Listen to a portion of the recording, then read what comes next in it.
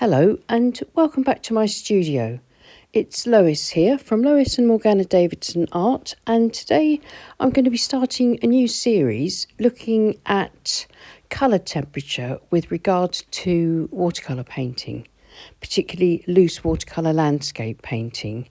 And today I'm going to be talking about how we choose or consider colour temperature in our sky.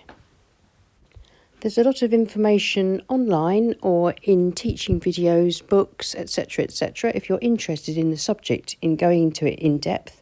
But today I'm just going to be talking sort of just a little bit about it, what it means for our paintings and for us as individuals, and the kind of skies that we want to paint. So what is colour temperature and why does it matter, or why is it important?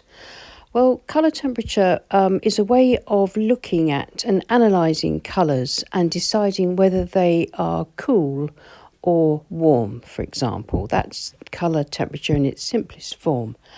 If we think about the three primary colours, red, yellow and blue, red and yellow are warm or hot colours, and blue is a cool colour. But this is where it gets a little bit more complicated, as each one of these colours will have warm or cool versions of them. So a couple of examples in blues that are commonly used in watercolour painting for skies are ultramarine blue and cerulean blue.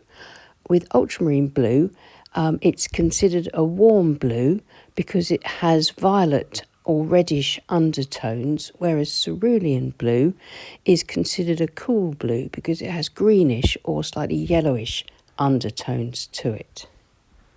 And why does this matter? Well, firstly, it can be down to personal preference, the kind of look that you want for your painting. It can be down to something as simple as the time of year. There'll be a slightly different blue in the sky in winter than there is in the summer. The weather, whether it's a cloudy blue sky day or whether it's a beautiful clear blue sky, and of course where you live in the world. The light will produce different blues depending on where you are living and the kind of skies that you want to depict. And of course the time of day that you're depicting will make a difference to the type of blue that you'll want to choose. So let's have a look at a couple of blues in terms of colour temperature. And so I'll look at ultramarine blue and cerulean blue first, as they are examples that I mentioned earlier. So we're looking at ultramarine blue, which is a warm blue, and cerulean is our cool blue. And I think a great way to try blues out, to see which one you want for your sky, and to check the colour temperature is simply to test them and swatch them out. So I'm going to be using a flat brush to make swatches, first of ultramarine blue and then secondly of cerulean blue. Excuse my hand, I've got a little bandage on at the moment, giving my hand some support. So I've got a bit of an arthritis flare going on at the moment. Now, I'm sorry that's out of camera. I'm just going to finish off this swatch, then I'll move this back into camera for you for that top swatch. But I'm hoping that when you see ultramarine blue swatched out like this, you can kind of see that it's got a slightly warmer colour temperature because it's this really rich sort of almost reddish violetish blue. And if we compare it now to cerulean blue, as I paint on the cerulean blue, just get that a little bit richer. I'm hoping you can see this is closer to a turquoise, which is very much on the green side. I think the light in my studio is not really doing the colours justice. I'm going to see if I can, once I've finished the swatch, see if I can improve the lighting a little bit, as everything's looking a little bit too blue. That's better, and I think you can quite clearly see here the difference in ultramarine blue on the left and the cerulean on the right. And so these two colours could be simply used to paint your skies, either one, whichever you prefer. There's no wrong or right way. It's important for you to see which colours you like and choose them. So by swatching out a more washy swatch of the colour, Just painting it out with a bit more water, we get to sort of see a little bit more of what it's got to offer us in terms of a sky colour. And it's a really lovely colour. I do like ultramarine blue. I think it makes for a classic northern hemisphere sky. And these cooler blues, more turquoise in colour, are lovely for more tropical or hot climates. I can probably show you just lifting out some clouds, maybe dabbing out into the wet paint. Not really cloud shapes, but you see what I mean. You can sort of lift out and take a look at this long washy swatch, and again seeing kind of the impression of some clouds in that swatch gives you an idea of whether or not it's the blue that you'd like to use. So we have our very warm blue and our cool blue. What happens if we mix the two together?